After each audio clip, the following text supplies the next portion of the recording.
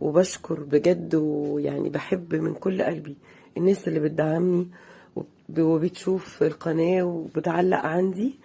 انا بشكركم جدا، والمشتركين الجداد والقدام، كل الناس حبايبي والله، بحبكم في الله، ربنا يجازيكم كل خير. هنا الحمص ده منقوع حوالي ساعتين ومغسول. هنحط عليه التوابل، معلقة توم، معلقة او حوالي بصلاية متوسطة، طماطم مش كتير، يعني دول مثلا 3 طماطمات مضروبين، والتوابل بتاعته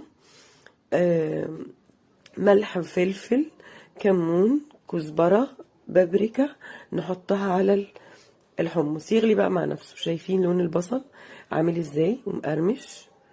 طبعا الزيت يبقى سخن وايديك عليه باستمرار وبتقلبيه، مش يبقى لونه غامق، فهيبقى لونه ايه، شوفي وانتي بتعبيه